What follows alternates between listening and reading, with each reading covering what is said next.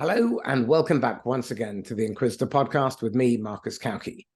Today, my guest is Usman Sheikh.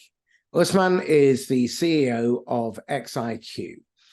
We're going to be looking at what's real, what's the controversy all about around AI. To my mind, I think there's a lot of the usual panic when we come across something that we don't understand, that's new, unusual, promises all sorts of things, and there's a lot of hype. To my mind, it's a very powerful tool used well. It's a very powerful self-harming tool used badly. I think because there's the uncertainty, we're going to spend some time defining some of the terminology. I think it's important that people understand what we're talking about. And then we're going to look at things like behavioral science, psychometrics, psychology, and how we can use AI in order to help us better understand ourselves, our people, our customers, our partners, and find ways to build bridges. For me, that's been one of the most incredible experiences of the last 10 months. Since I've been playing with this stuff and immersing myself in it, I've realized just how much I didn't know and how much is out there at my fingertips. And if I choose to work out how I can cooperate with people, it's just a gift. However, we also have the flip side, which is people using an incredible weapon very badly and indiscriminately. And the knock-on effect is it's created this furore, this panic, and a lot of people saying, oh, this stuff doesn't work, or is it going to replace me? So these are the topics that we're going to talk about. So without any further ado, Usman, welcome. Thank you, Marcus. Nice to be here. It's a pleasure to have you. I am very curious. Would you mind telling us a couple of minutes on your history, how you got here, and how you ended up in the space as well? Because, I mean, that must have been a fascinating journey. It is indeed. And it is quite a meandering journey to how I got to where I am. So my education in university many, many decades ago is that of an architect. So I'm a design thinker. I have designed buildings. I have thought about...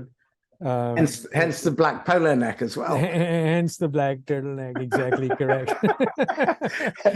Goes hand in hand. You can take the boy Exactly. out of the architect, but you can't take the architect out of the boy. There you go. There you go.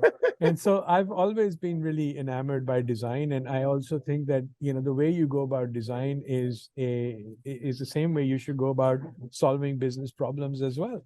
Yeah. Because you've got to establish empathy, you've got to have a vision, you've got to be able to put in stakes into the ground to actually think about what the future is and how you build towards that future. And what the job to be done is. What the hell are you trying to accomplish? Why am I building this product? Am I creating a product that no one's ever going to buy? There you go. Exactly correct. So I started as an architect, first 10 years as an architect. I got a little bit disenchanted by the field because I thought it was a little slow moving. I moved into, set up my own company, which was more of, this is just at the turn of when internet was coming out, and I started designing some websites and, kind of looking at how the internet could influence business outcomes.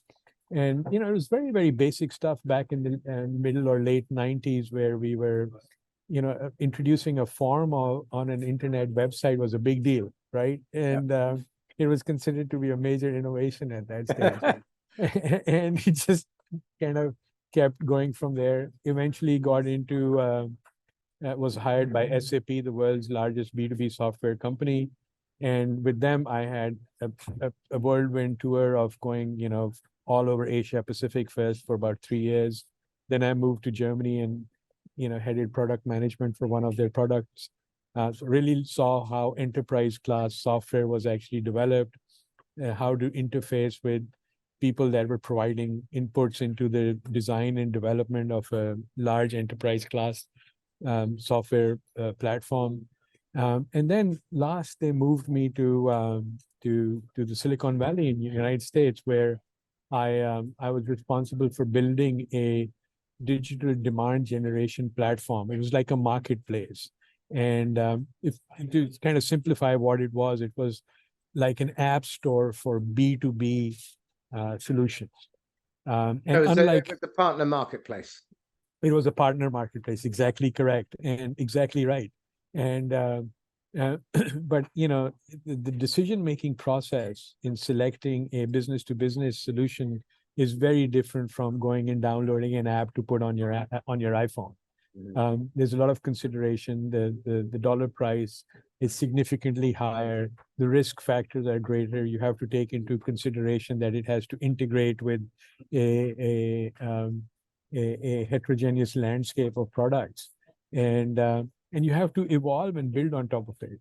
So taking all that into consideration, and I think my background as an architect came in very handy because there were a lot of different considerations that had to be pulled together into creating a marketplace. We launched that, and hence the idea of my current venture, which is called XIQ, which stands for Multiply Your Intelligence, was launched as a AI-based platform for next generation sellers and marketers. And that's where I am. I now head that company based out of Silicon Valley, and we're on a journey to kind of build the next generation platform. Fascinating. So tell me this, how has the range of experience you've had, both in terms of geography, the international, multicultural, but also the different roles, the architect, the product management, the leadership roles, the setting your own business up, raising funding, how has that range helped you with understanding how to apply AI? Because that's a lot of dots to connect, and I'm guessing that must have an impact on how you think and how you visualize, how you perceive the potential of AI.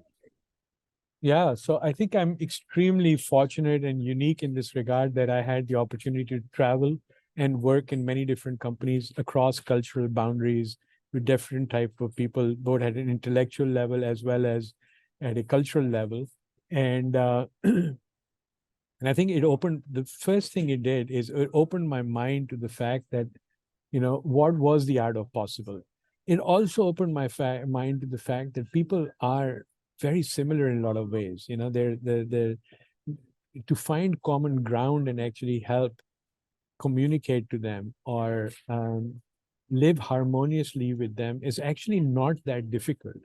I think there's a lot of negative forces at work, and there's a lot of traditional stereotypes at work that help us kind of get, kind of break away from kind of looking at how we could work together. But actually, when you start talking to people, there's a lot of commonality between people from anywhere in the world, whether you're talking Absolutely. and we don't focus on that. And so for me to answer your question about connecting the dots, that's really, the intercultural global communication bit, and being able to understand what people were trying to say and communicate in their ideas was extremely helpful, because it helped me understand what is that common ground that we should be actually building towards developing. It also helped me understand that people are traditionally caught up in knowing only what they know. And so how do you take them from what you know to what is possible and where you could be? And I think that's where my architectural background again comes in, the ability to help create a vision and communicate that vision and what could be the benefit of that vision and help them visualize that vision is really, really important. Okay, so let me ask you this. For salespeople who are listening and their managers who should be coaching them, how do you do that in such a way? Because when you already know the answer, you're already 12 steps ahead. And the danger is, and we see this happen all the time, where the rep starts talking about the stuff that they need to talk about right at the end. But because that's the stuff they think is clever and important, they talk about it too early. And the net result is people are confused and they switch off and they waste vast amounts of the company's money and resource, killing perfectly viable deals and driving them into the arms of the competition. So if you're listening, be absolutely clear. If you talk about your product early in the sales cycle, if your intent coming into the sale is to close the meeting, close the sale, get the commission, make President's Club. You're coming with selfish intent. I warn you now, you are not clever enough, no matter how clever you think you are or how entitled you are not clever enough to beat everyone's limbic system, which hasn't really changed for the last 250,000 years and has 3 billion years of life programming into it. Don't be so bloody arrogant as to think you can. Use that system to your advantage by enlisting it and not frightening it into panicking, because you're triggering any uncertainty at all causes the brain to default to the worst case scenario. Remember that. Now, Usman, I would love your take on that. Yeah, so fully agree. So I think one of the common philosophies in selling and marketing is to create the FUD factor, the fear, uncertainty, and doom scenarios. Yeah. And I think those are very, very counterproductive, because we are living at a time probably in human history which has the greatest appreciation and belief in the possibilities in the future of what can be done, right? We've pretty much in the last 10, 20 years changed the paradigms entirely, right? Across the board, in terms of computing, in terms of intelligence now, right? In terms of us being able to analyze, not us, but tools that can help us analyze data. So the art of the possible is really, really big. So I think two things that, that sellers need to take into consideration is that now is the time to help your prospects understand what does the future hold for them. How can they really gain? Don't look at, again, that fear factor, right? Don't start selling fear. Hey, if you don't do this, you're going to lose your job or your company is going to go bust, right? I think the idea is like, where do you go from here? And what is the art of the possible? How much net new value can you really create?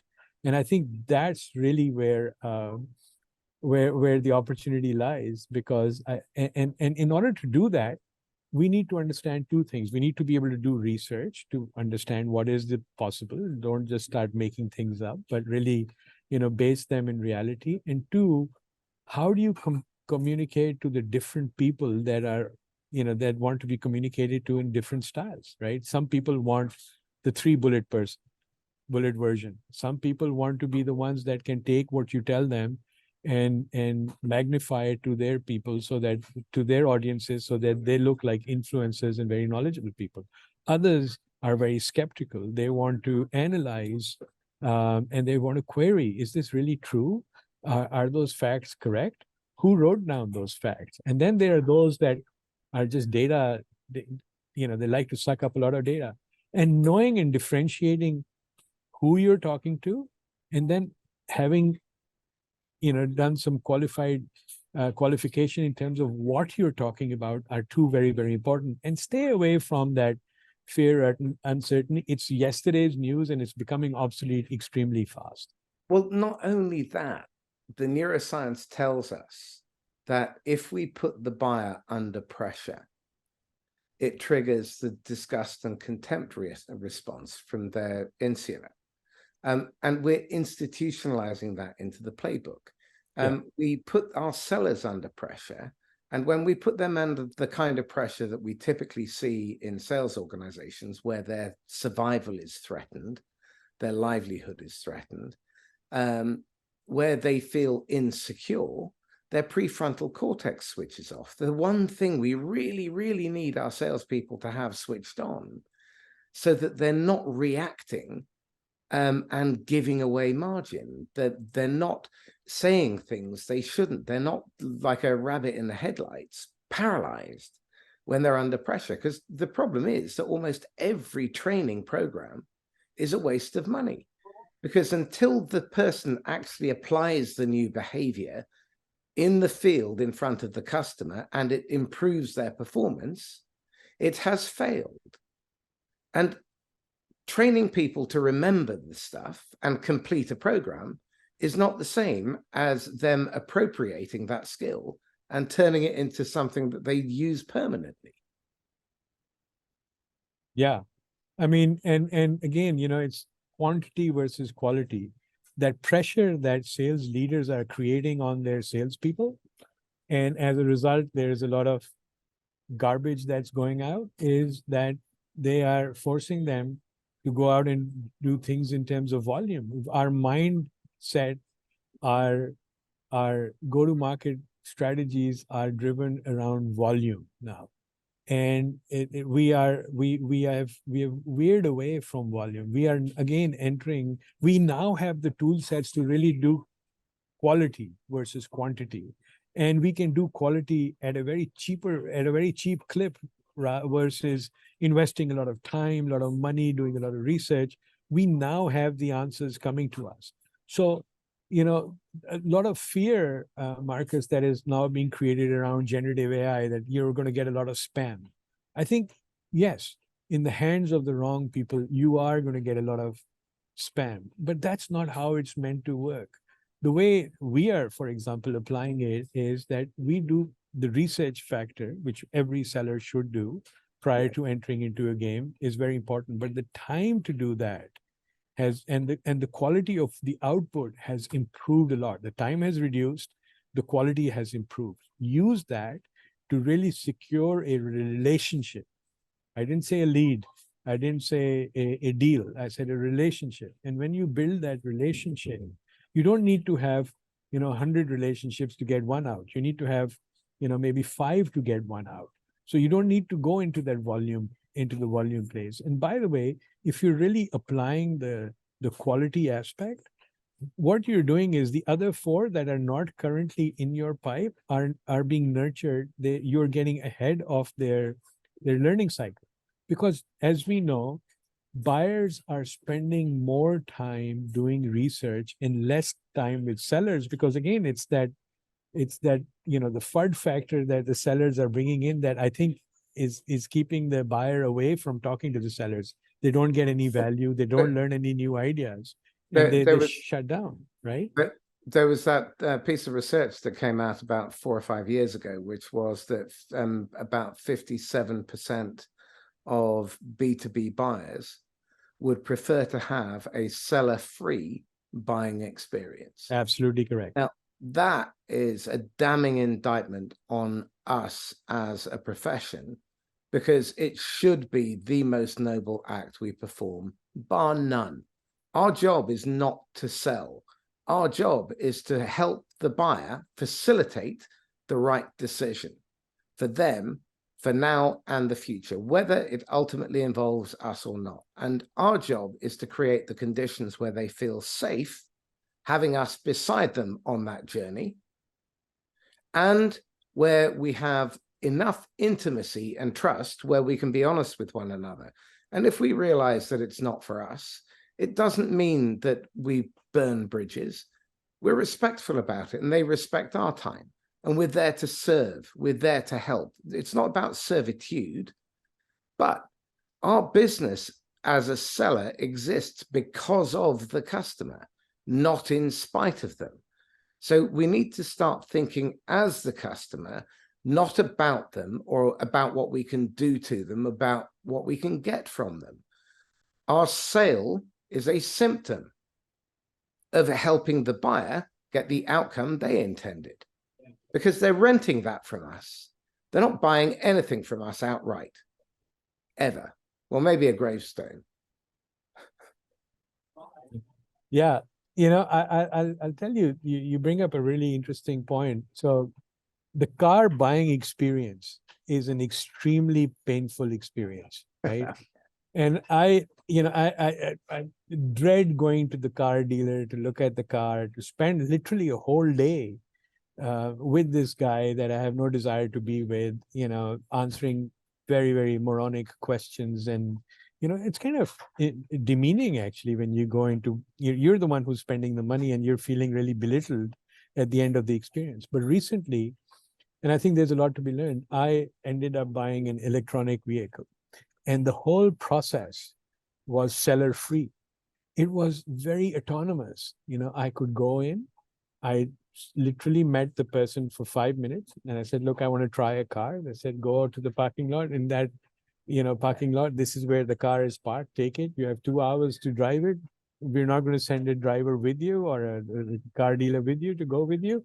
Test it out on your own. Come back. Tell us what you think. And then here's a website, which is where you can go and order the car.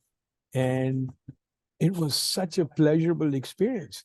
And there are 2 lessons to be learned out of this. So And just out of curiosity, how much did you spend online on that transaction? I spent over close to $50,000. 50 right? grand online on how many touches did they have to give you? The human touches were no more than 2 to 3 touches.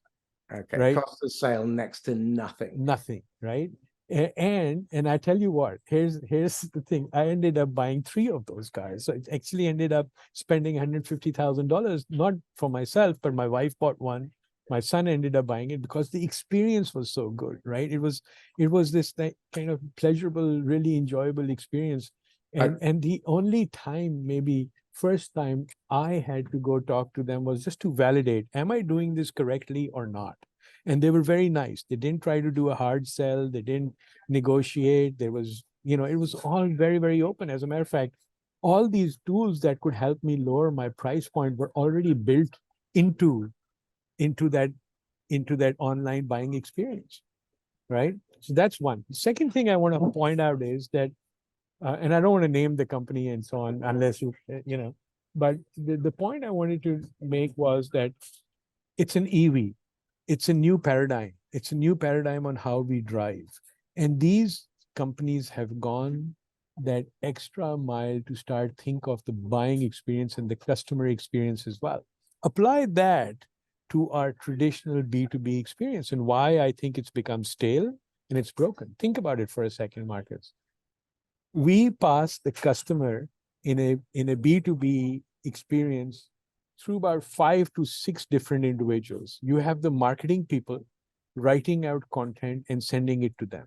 This is at the very top, demand generation. And by the way, maybe a very futile exercise in the first place, because as we now know, buyers are spending a lot more time doing their own research. So if we need to get mind share with those buyers earlier on in their decision-making cycle, it's not through marketing material. It's by being thought leaders. It's by publishing content and really coming up with that innovation and being somewhat of futurists, where we're talking about the art of possible, right? So that's one thing. So first it's the marketeer. From the marketeer, it goes to the sales development representative, the SDR. From the SDR, it goes to the account executive. From the account executive, it goes to the VP of sales. From the VP of sales, it goes to the procurement person, and then the legal person, and then the IT person, and so on, that need to actually talk to them. So we're doing a lot of injustice. We're not streamlining the customer's experience. We're interjecting what's easy for us. Hey, is this person really qualified, right? So let's send the SDR to qualify them. They do their qualification and they send me the notes. I never read the notes. So I go through, customer steps into my arena as an account executive, and I start qualifying them all over again, right? And we demean that person. We don't add value to that equation. And hence, there's a huge dropout rate. 84% of B2B deals today do not work. They don't they don't close because either the buyer and the seller have not been able to align, or the experience for the buyer usually has been so ugly and so difficult that they don't want to spend time buying with you. They go to wherever it's a little bit easier, less frictionless. So the paradigms have shifted. We need to lay down the railway lines so that the bullet trains can actually run on this versus the old steam engines that were running on those. Well, many of you who've listened to the podcast for the last few years will have heard this story before, but it bears repeating. In the 1970s or thereabouts, there was a time and motion study conducted by the Royal Artillery, and a captain had to go in with his clipboard and stopwatch, and he was watching these gunners firing guns. And 2 of them would walk to the back of the gun. One of them would open the back, they'd shove the shell in the breech, they'd close it, then one of them would turn and stand with his back to the muzzle and facing backwards and stand to attention. The other one would march 8 paces, turn around, stand to attention, and raise up his left arm and nod. And when he nodded, the other guy would pull the cord. Anyway, he asked them, why do you do it that way? And says, that's the way we're trained to fire the guns in this man's army, sir. And that's why we fire the guns in this, the way we fire the guns in this man's army, sir. Who trained you? The gunnery sergeant Gunny. Why did you train them this way? That's the way I was trained to train them, sir. That's the way we train them in this man's army, sir. That's the way we fire the guns in this man's army, sir. So anyway, long story short, couldn't work out what the hell was going on. He was in the pub outside Lark Hill, on Salisbury Plain, and there was an old duffer who was a veteran from World War One. And he says, "You a gunner? Any idea what the hell's going on here?" "Oh yeah, they're holding the horses." Now, bear in mind, this was the 1970s, and World War One was probably the last time they I mean, the Polish charged the panzers with cavalry, but that was a short-lived and a one-off, I think. But you know, World War One was the last time anyone in the British Army was using them, and 50 years later, they were still using the same process. How many of your processes are still there because you haven't bothered to look at them? One of my favorite exercises, which always sends people into an absolute tailspin, is any system that fails to deliver the intended outcome 1 in 5 times or worse, i.e. they only have a 20% win rate, that goes onto your Amber Alert list. And within 3 months, there has to be a 25% improvement. Anything that has a 1 in 10 failure rate, so 10%, that goes onto your red list, and within a month that has to be improved by 50%. And then my favorite is the blacklist, and that is anything with a 1 in 20 failure rate, which is almost every motion in sales, marketing, management, and recruitment. And if it's 1 in 20 or worse, you stop doing it, you cancel the contract, you stop spending money on it, and you fix it. Because why would you choose to spend 95% of your effort on wasted cost generative administration? But people aren't asking the right questions. Yeah. And it's also this, Marcus, this kind of hesitation to adopt proven solutions and accept the fact that there is something that's better out there. And, you know, again, I'll give you a military example as well. So scurvy, you know, which is very common, or what used to be common amongst sailors, a very simple fix was to add lemon into the grog that they were drinking, right? And that would solve them. It took them 100 years and countless number of sailors that perished as a result of them for that simple solution to be adopted across. And once it did, the Royal Navy became a very powerful force and eventually pretty much conquered the whole world, right? And colonialized the whole world as a result of that. And so, you know, it's the adoption of innovation that is also very important. And we're living in a time when the paradigm has shifted, and we need to really start thinking about what we've been doing, what we've been investing in the past, the fragmented sales landscape, how we sell, the number of people, the roles that we pass the buyer through, and the technology that the fragmented technology that we offer to the seller. You know, they're using on average 12 to 16 different solutions. An average seller is spending less than 28% of their time in actual sales-related activities. Right? And how much of that time is spent actually in front of the customer? Less than 5%. Right. Okay. So I think the challenge here, Usman, is that we're looking at the wrong end of the problem. What if we don't create any of that noise, any of that friction, any of that work in the first place? What if we started with the customer's intended outcome and worked backwards from that, and we mapped our journey to align with them achieving that outcome?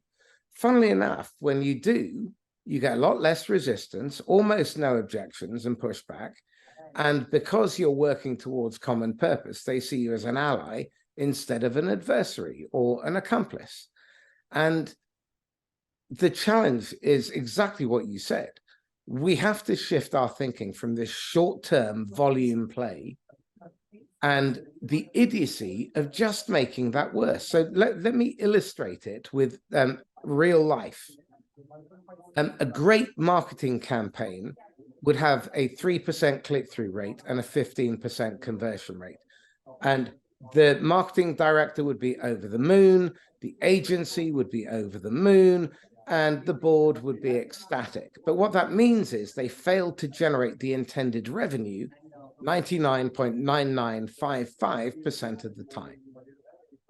If you were delivering that kind of outcome in health and safety or finance, you would literally be behind bars. Your Honor, 99.9955% of my staff were injured, maimed, or killed, but it is in line with industry standard. And then you throw all of those shitty leads over the fence to sales, the ones that weren't closed, that you couldn't get hold of, that didn't respond, that were just on a fishing trip. And sales has to follow up, on average, 6 to 11 times for an inbound, a warm inbound, and 33 to 46 times for a cold outbound. But where do we put all of our emphasis? It's on the cold market, cold direct new business, which is the least profitable, and where you have a 3% win rate on average. Whereas the hot market, where you sell via people who are known to both sides, has a 64 to 81% conversion rate. And it takes about a third to a quarter of the time and a fraction of the cost. And the chances of expansion business, instead of 18%, 1,150%, according to a 2019 SaaS Bank survey. So that's in the SaaS space. But where do they all fixate their attention? Top of the funnel, cold new business. But what you are suggesting is focus on that medium-term funnel, go deep and wide, multi-thread, have lots of relationships, and don't sell when they're passively looking, so that you're bringing value, you're timely, relevant, and you have time to become intimate and share confidences, and you've constantly demonstrated low self-orientation because you understand that your commission is a byproduct of your customer getting the outcome that they're paying you for. Is that a fair summary of where you're at? Yes, I think that is absolutely correct. Let me just add to that the sheer number of possibilities of what we can do today and the rate of innovation. And let me talk about that. Specifically, I'm talking about generative AI and AI in general, right? So generative AI has created tons of opportunities, more opportunities than the imagination of your prospective buyers, for them to be able to understand how they're going to internalize and use those, right? So I think on Monday, OpenAI had their developer conference, right? And in that developer conference, they showed a whole different set of ways on how ChatGPT and its new iterations could be potentially utilized, from healthcare to, children's education to different ways of programming and so on, right? And so in terms of building that relationship, as you were saying, don't start selling when they're not. Actually, nobody's in the buying mood. If you really want to sell, you have to create the need and the understanding. And that's where marketeers and sellers are falling flat. They're investing a lot of time in doing that cold calling and outreach. I have a widget to sell to you. Instead of, look, this is where your business could be today. What are the possibilities? What are the net new opportunities for you? Have you thought about those? Let's start spending time in helping them understand these opportunities. They're not qualified, first of all. They don't know the technology. It's our role to educate them. Once we start educating them and saying, hey, this is possible and this is how you could do it, then there's an interest that's actually a meaningful interest that's really created. and they will come to you with the idea. Second is the velocity of innovation. Here's an interesting thing. I was recently writing. I write the product specs for my platform, right? And it used to take 6 to 8 weeks for me and my product managers to come together to think through, do the research, write down the specs, visit them, do the flow charts, come back and kind of reanalyze this and then eventually convert them into a functional requirement document, then an engineering requirement document, and then build a product, right? Marcus, I was actually able to do this whole process, believe it or not, in 2.5 hours. Mm-hmm. Yep. Right. I shrunk that 8-week cycle to 2.5 hours. How many people over that 8 weeks? That was at least 3 to 4 people just invested in that. And now we're talking one person's 2.5 hours to be able to do that. I had better quality of research. I had better proof points. I had better written documentation. I could validate things with, cross-reference them. All of that in 2.5 hours.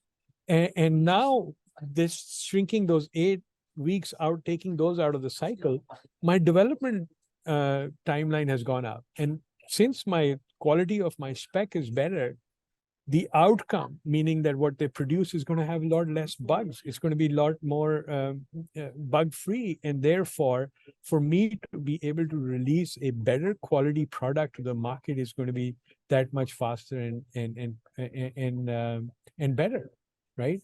And that is changing the game. Well, right? not only that, this is where you need to really stop thinking it's either or. It's and. Our generation is Gen Xers. Well, my generation is Gen Xers. You look far too young to be one. The reality is that we could be the bridge because we're analog natives. The generations that followed are to a greater degree or completely digital natives. And their understanding of what is possible is colored by their experience of the world that they live in online, which is very different from ours. For me, the internet is basically LinkedIn, YouTube, Zoom, and email and typing. But for these people, it's an entire world. They have this second life online. And gender, for example, the fluidity of gender is anathema for many people my generation. They struggle with it because it's so confusing. But whether you like it or not, it is what it is. And we can fight against it, or we can work with it. And this is where the AI has been incredibly helpful for me, because as a thought partner, it is magnificent if you ask it the right questions. If you ask it crappy questions, it'll go off and find you the drudge that was the 11% of the internet when ChatGPT was launched. Okay, the internet has grown so much since September 2019 or whenever it was, whenever it was released. 2022, last year. 22, yeah. So less than a year old. Yeah, it's less than a year old. The internet, the volume of stuff on the internet has increased 9-fold since then. At its release at the beginning of the year, that was. So it's even more now. Because ChatGPT, actually, the fact that it isn't up to date, I would be using other technologies like Claude, very, very powerful. Anthropic's really impressive there. Bard has its moments; it's not brilliant. Llama, still jury out on that one.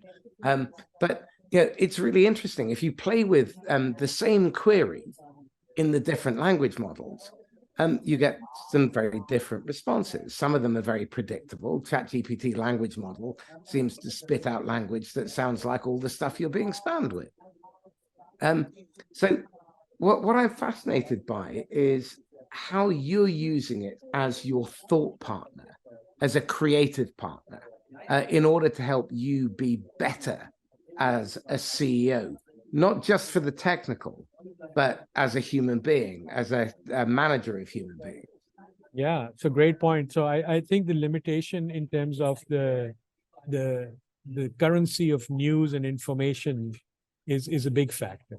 And one of the things when we looked at ChatGPT versus perhaps a large percentage of people, other people, we looked at it as a tool. And as a tool, it had different capabilities that could be stripped out and things could be added in. So from the very first go, it wasn't a, hey, this is the be all and end all. It's a vehicle that's going to help us. We can pull things out of there. So we really like the large language model. We didn't consider it to be a excellent research tool. Yeah, if I wanted to do a summary on Macbeth and understand Aristotle and so on, good stuff. I could go there and get a very quick summary done on that.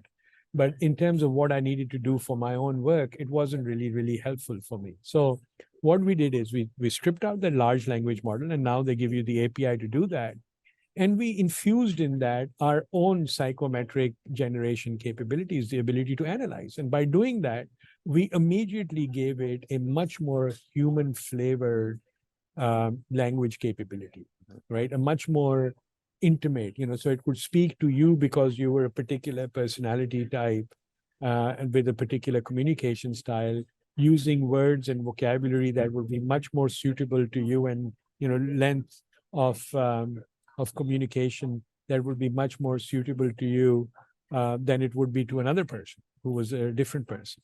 Second thing that we did is we took our own curated, XIQ's own curated business corpus, and we added that in there, and that's current, that's up to the minute. And by doing so, and the third thing we've done, which they kind of interestingly talked about in their developer conference as well, was we created this thing called the document hub, or the ability for the customer to load up their own content in there. So now, if you think at it, we have the large language model from ChatGPT. We have the personalization and the humanization capabilities from our psychometric analysis capability. We have the business lingua franca up to date, and the analysis of financials, of news, of what people are saying, the sentiment with which those people are speaking from our business corpus. And then we let the customer infuse their own content in there. And that creates a really new novel mix that we can now use to communicate and write new things. So that's really what's coming in helpful. And I know you talk about blind spots, and the blind spots that were there prior to my understanding and of being able to do that was, oh, you know what, it can't really do this. There was a lot of like, it cannot do this, it can't do this, it can't do this. And every day when we take this new formulation of this new structure of how we're using this large language model to query these different databases, we are pleasantly impressed with what it can do. So just, taking this thing about like, hey, 2 months ago, our recommendation was write about the pain points identify the pain points of a customer and identify how my solutions could actually help them solve their pain points. And then somebody really wise came and said, you know what? The people you're selling to, they're not being hired or paid to put band-aids on broken solutions they have in place. They're being hired to build the next level, the next generation. So instead of talking about their pain points, start talking about the future. Start talking about the opportunities. What can be done? Went to our tool set. Our chatbot is called Gilroy. We asked Gilroy, hey, Gilroy, give me the opportunities that this company has.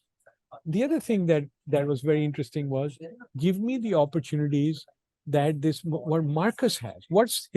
What are the unique opportunities for Marcus to progress in their career, in his career, right? Yeah. That's really, really important. Now I'm starting to slice close to the bone, right? Because it's that motivation that propels you to do something in your company. It's not the executive directive that has come down to me, right? Absolutely. At the end, that directive dissipates when it hits me right here. And it's not till it's marrying in with my personal motivation that I can see my way forward. What's in it for me, that something really starts coming to life. Absolutely. And this is a big realization that I want to bring to your audience. The guys, today you have the tool sets and you have the ability to actually understand what motivates your prospect and start talking in a language that you can communicate to them. I'd go even further. One of the things that we've been doing, which has been quite a lot of fun, has been using it as a research tool for people who want to headhunt their next boss, or who are trying to get in front of people who are impossible to get hold of. So we're using it to, first of all, capture whatever they've said in public, because you can track their sentiment, their emotion, their language patterns over time. Analyst calls, if they're a public company, are a godsend. And you want to listen to the analyst call for when the CEO or the CFO stumbles, and you timestamp that point, because that's normally a good indicator. And you track that stuff over a year or two, and you start to see their sentiment change over time. You see how they respond under pressure. You get their language patterns. And the beauty of doing that is you can also start working out who they are already connected to and get referred in through those trusted third parties. Give yourself time if you focus on the medium-term pipeline. Where my clients have been doing this over the last several years, they're routinely 140 to 220% of quota consistently, month after month, quarter after quarter, year after year. Now, the only way you can get there is by creating the right foundation. So let's talk about that. How do you experiment with this technology in a way that isn't just a rabbit hole? Because God knows I've wasted hundreds of hours experimenting. So what advice would you give to someone who's a bit nervous about dipping their toe, but would be a really good practical use of the technology? Yeah, so it's a great question. So one of the things that we have created is set of prompt library. So the prompt libraries could be, I want to just understand, I want to decipher this person, literally. We don't use the word decipher in the prompt library, but I just want to get insights on who the person is. I want to understand this company. I want to write to this person. I want to write a social media post to this person. I want to write a press release, right? Different things. So for each one of these, what we've done is we've started to provide these quote unquote guided procedures, right? Best practices, if you may, right? So what it does is, for those people that don't have time and they don't want to really play around and toy around, we've given them a set of things that, in your daily routine, you could still improve everything you do in terms of getting to understand your person, your prospect, and engage with them using these prompt libraries. But if you want to push, but there's nothing stopping them from pushing the bar further, right? Like I told you, for example, we were focused too much on identify the pain point and solve the problem. And we've now kind of literally in the last 2 to 3 weeks, we've shifted from that to identify the opportunity and show them the way forward. And that's just a totally different realization. Second, to your point about identifying who they're connected to, we did a big demo yesterday. The day before that, my team and I were sitting together and we were like, we want to make this really, really realistic, because people tend to have limited imagination when it comes to watching demos. And so we went and we identified who could be the people that we could showcase as prospects for the person, the subject we were demoing to. And we identified a couple of people. When we went in front of who we were doing the demo with, and we showed them, hey, this is who you could be potentially selling, light bulbs just started going off right there and then, because they were like, I know this person. I speak to this person. That is exactly who it is. Our credibility level just went up significantly, because now we are speaking a language. We're talking to them about their problem. We're not selling anything at all. We're saying, this is how you could do it. And then they're connecting the dots internally. Hey, it's not that difficult. I can do it. I need that. Right? Well, again, if you think about the potential as a self-development tool, one of my favorite things is to have it, I ask it, what am I missing? So I'm trying to put a proposition together. What am I missing? And it comes up with lists that are depressingly long. And I think, oh, yeah, okay. And I improve it. And then I create a board that is made up of some personality types with drivers in the context that my prospects are going to be in. And then I have them pick my proposition apart. I want to have that fight before I go in. I don't want to have that fight in front of the customer. What I want is a frictionless experience for the customer, so that they have no reason to object. And any objections that they do have, I raise at my time of choosing. The beauty of doing this is that on cold, you can get a 30% plus close rate. And that's just on cold if you're daft enough to go cold. But why would you? So this really fascinates me. The technology has been greeted with the same furore and fear that mobile phones and faxes did, the plow and probably the wheel. The grim reality is human beings tend to react poorly to things that they don't understand and they're uncertain about. What are we certain about with this technology? And as a board, how can boards and C-suites use it and be exemplars of how to use it well, so that you're capitalizing on freeing people up from low-value activity and releasing them to do high-value, more meaningful work? Yeah. So I think one thing that we can be certain of is we're not going back. No. Right. So we're only going to go forward. Two, that this is a really, really good tool to do a lot of the heavy lifting that needs to be done to really bring back some of those best practices that ought to be done, but that are difficult to do, time consuming, and require certain skills that majority of us don't possess or don't have the time to do so. So the boards should start really thinking about quality. What does it take to deliver that quality? And then how do these tools help us accelerate, reduce the time while improving the quality? Example in sales.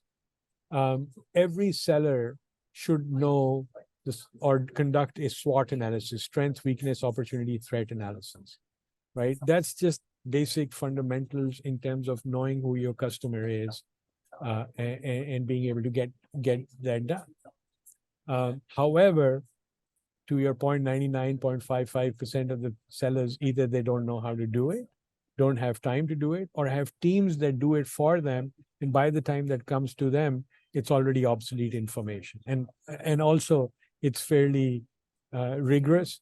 I need to spend time reading it, which I don't have anyway. So forget it, right? So our platform, for example, will give you out of the box a month-old SWOT analysis. Every month it gets refreshed. It's up to date, tells you what the strengths, weakness, opportunity, threats are, and it can be incorporated by Gilroy in writing a response for you, right? So the best practice is now being brought into a daily practice. It is part of what is, and so imagine the quality that it can improve. Second is that as sellers, we have been trained, coached, and I don't know how successfully. I don't want to fear in suggesting how successfully we've been trained and coached in identifying who the person is that's sitting across the table from you. And, you've heard about methodologies like Challenger methodology and so on. And people come in and there's coaches for Challenger and they train sales teams. And, the moment they're in the room, everybody knows who's a Challenger, who's a mobilizer, who's this, who's that. But they all forget to use it when they're in front of the customer. Right. But the moment that coach walks out, the domain expertise also walks out. It's not retained, right? So the idea is right, but it's not sustainable. It's not codified. It's not 24/7 available to us where I can do a reference point into some kind of a scientific data point where I can leverage that and say, well, this is what it is, right? Today, just the example I was citing to you earlier, I can go in and I can say, okay, what is the personal motivation of Marcus and how I can get them to move? And therein is another quality piece that I've added into the equation of my sales outreach or my sales engagement lifecycle that was not there before.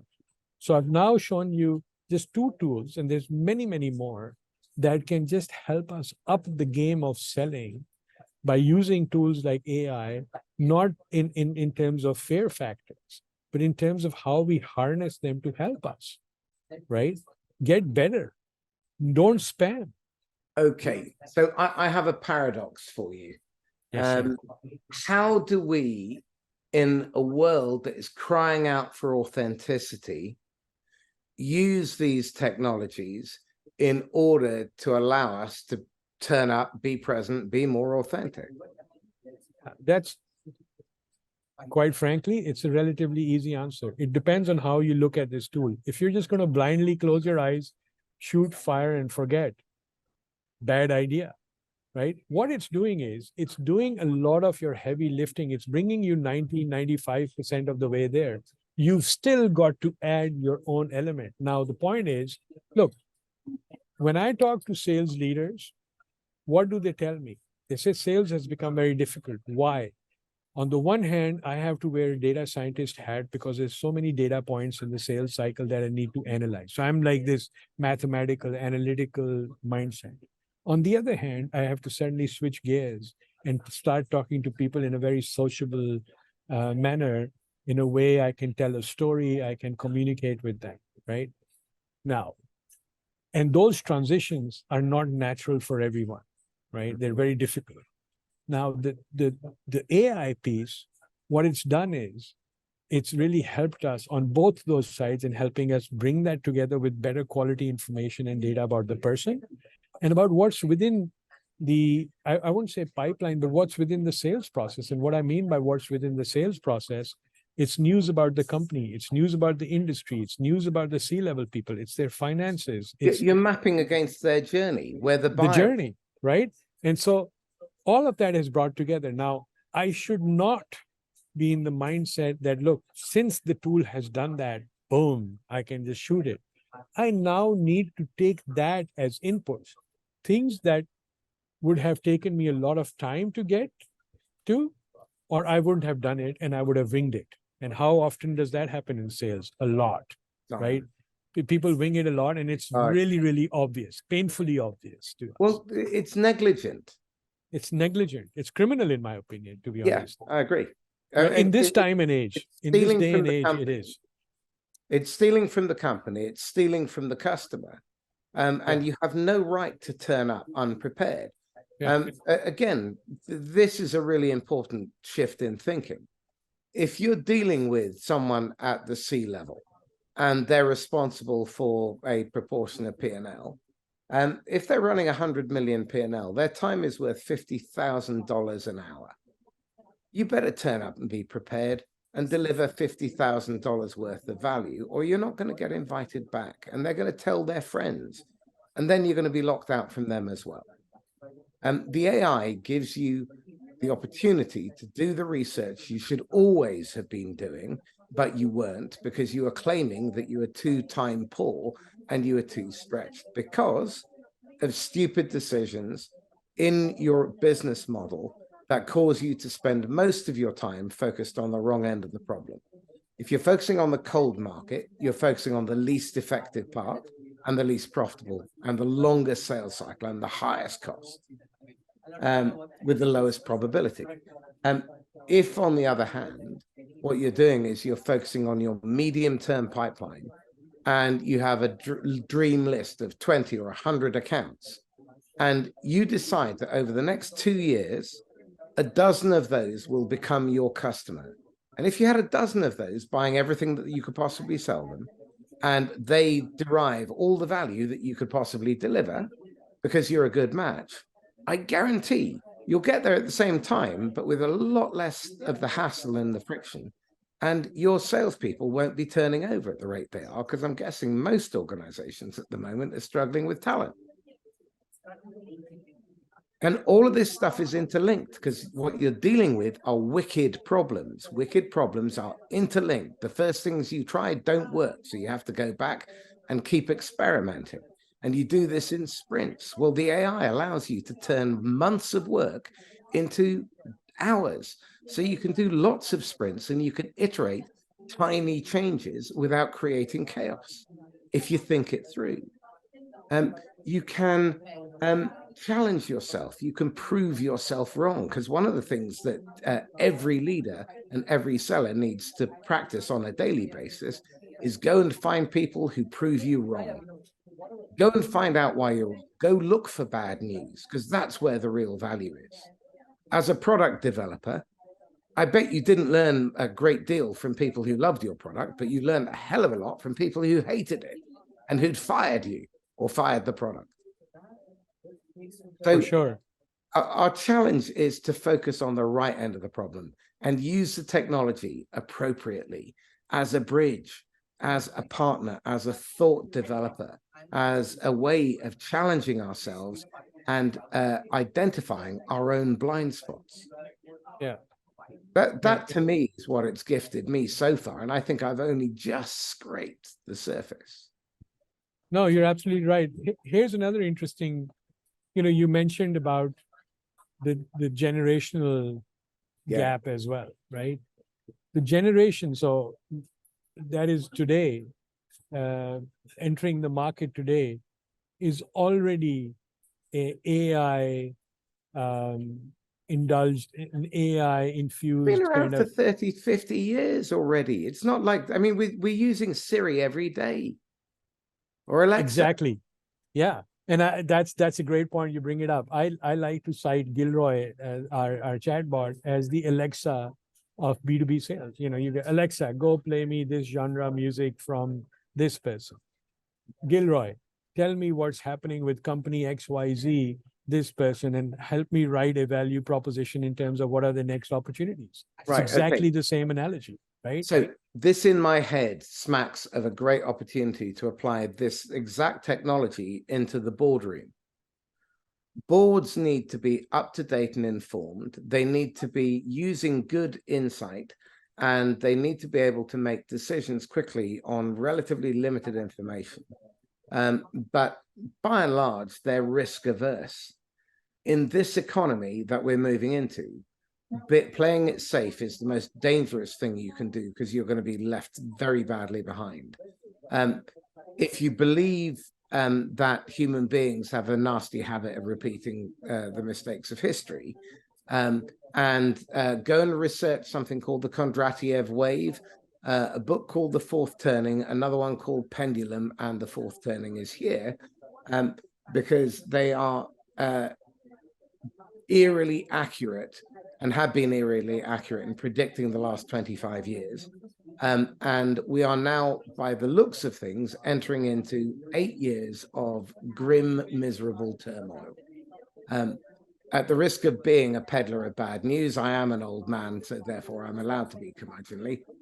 But history appears to be mirroring the 1920s and 1930s, which, if any of you can remember your history, didn't end well for many people.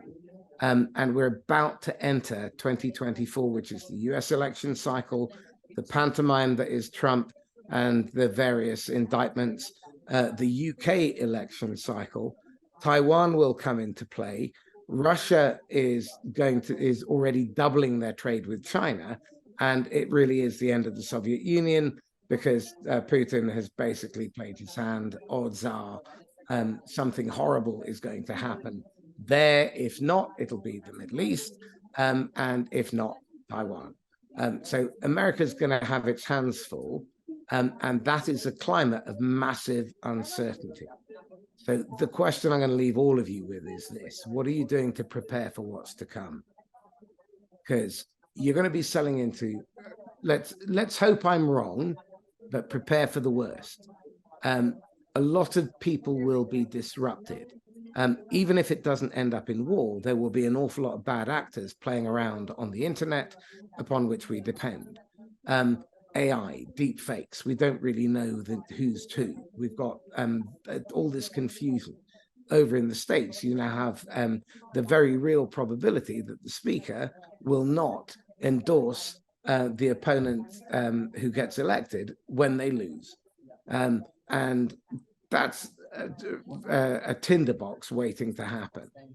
And to my mind, we're going through a period of enormous uncertainty and upheaval after having gone through the pandemic, and then the other previous worst Great Recession is still fresh in many of our memories. So we've spent a decade or so living high on the hog when money was free, believing that we were capable of selling, whereas in fact, we were lucky and it was about the timing, and people bought nice to haves. Now they don't.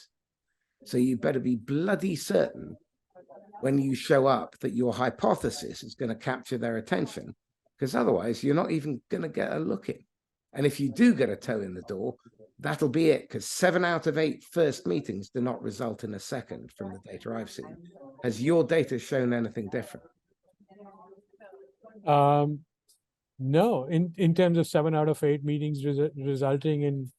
No, 7 out of 8 first meetings do not result in a second meeting, because they don't get invited back because they weren't timely, they weren't relevant, or they weren't valuable.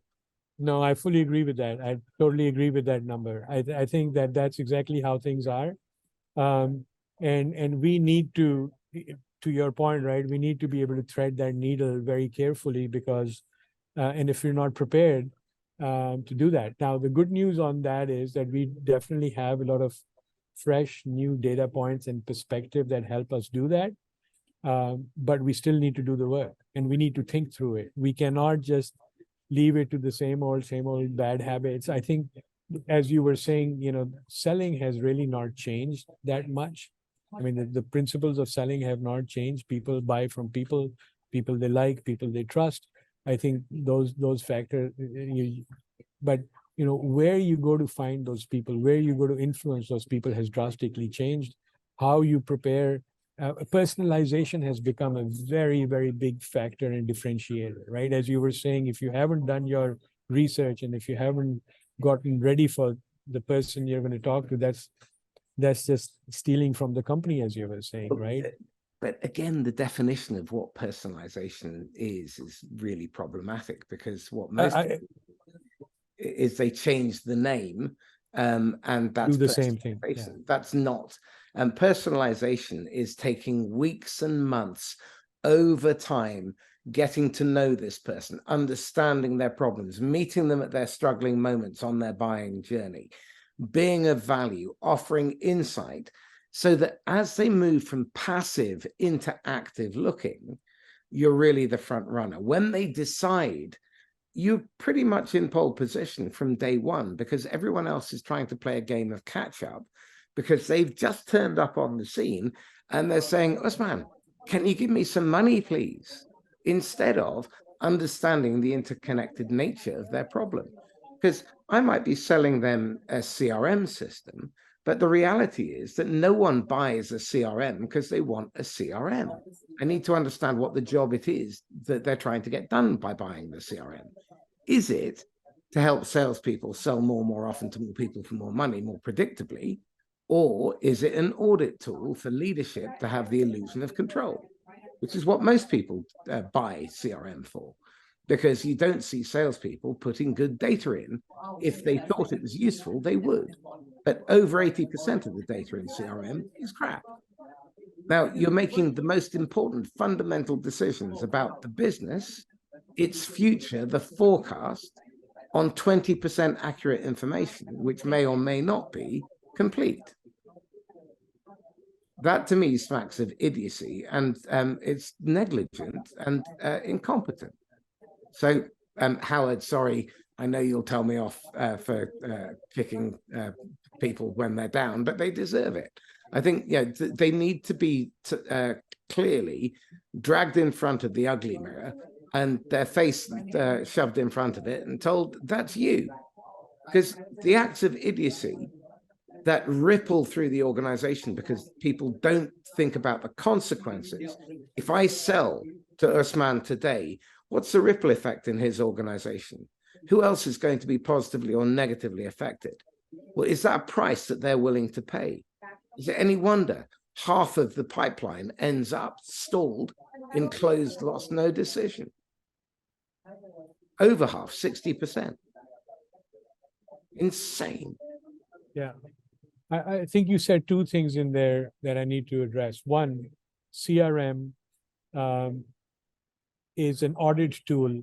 It is not a sales tool, and it is filled with less than 20% accurate information based on which. And yet, every single company, every single sales leader's number one request is to have a CRM solution, right? It's a freaking Excel spreadsheet. It's a distraction. It's a distraction, right? And it does not help you move a deal a single step forward or backwards because of it being in place. Yet, it is the religion of sales today, number one. Number two, you mentioned something about personalization, right? And you mentioned this, that it's tracking the buyer through the journey, identifying their pain points and what they're struggling with, helping them think through things and so on.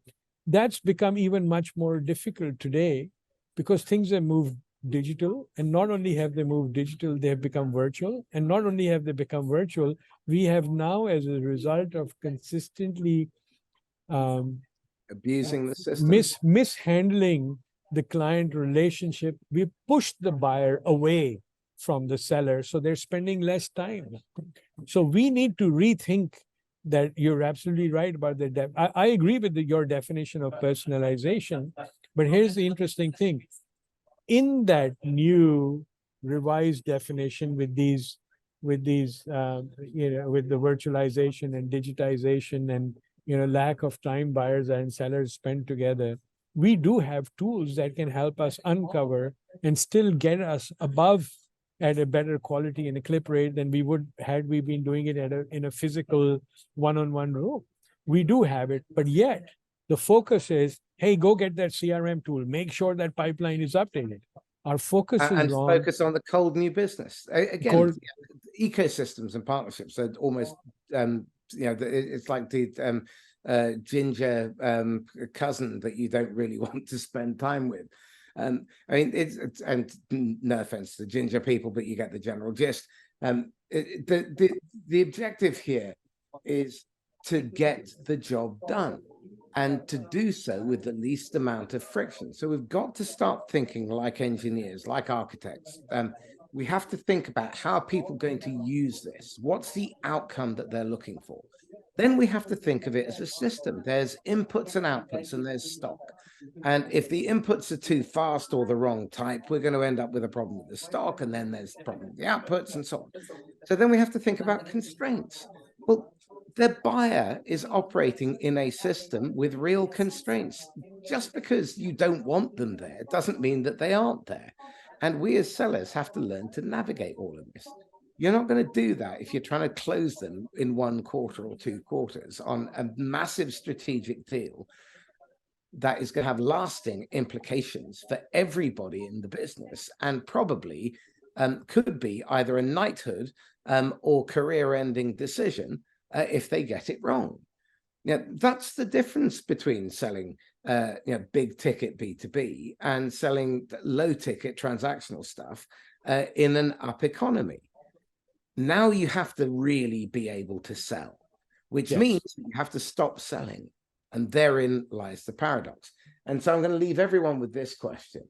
How much of the pipeline that you generate do you inadvertently drive into the arms of your competition because of your selfish and self-serving approach? Have a ponder about that, and then add that to a spreadsheet on a monthly basis. When the number gets you angry enough, give me a call. So, Usman, how can people get hold of you? So best way, I'm on LinkedIn, Usman, Usman Sheikh, Sheikh. Contact me. I'm very much in touch with a lot of people. Also on X, or Twitter as it was formerly known, and Instagram, TikTok. I heard every which now way. being called an excretion. Yeah, there you go. Okay. And so you've got a golden ticket, and you can go and whisper in the ear of the idiot Usman, age 23. What one choice bit of advice would you whisper that you know he'd have ignored but could have benefited from? Yeah. That's a great question. I was thinking about it because the guy sent that to me. For some part of my life, I regretted having gone to design school, but now I've kind of rechanged and reoriented. I wish I could have done what I'm doing today a little bit earlier in my life. 10, 15 years earlier would have been a lot of fun.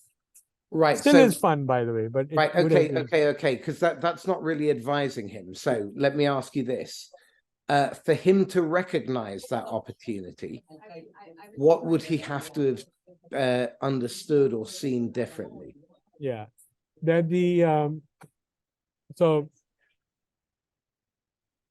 understanding people and then being able to think in terms of stop selling. That's what I would have done. Stop selling and start thinking about how you can actually help them. That's what I would have told. I've spent a lot of time in trying to convince people and maybe overselling, and I would have stayed away from that. And now in hindsight, it's more about building that relationship. It's taking the time. It's adding that value versus trying to be transactional and trying to convince and arm twist them into doing certain things. I think that's a good place to stop. Usman Sheikh, thank you. Thank you, sir. Appreciate that. So this is Marcus Cauchi signing off once again from the Inquisitor Podcast. If you've enjoyed this, then please like, comment, share, and subscribe. And the fact we didn't do the definitions is entirely my fault. Sorry. If you are struggling, let's say you've been well trained in the old systems like Medic and Challenger and Sandler, or maybe even you go even further back, you're Xerox trained, or Fox and Hounds if you're a proper old relic, or Taz. And it used to work, but it doesn't for some reason. The context has changed, but you haven't quite been able to adapt. In the blurb is a link to my sales aptitude test. It'll take you 10 minutes, and I'll give you 30 minutes, and we'll brainstorm how you can get around this in the next 30 days, something that you can break the back of, that you can advance.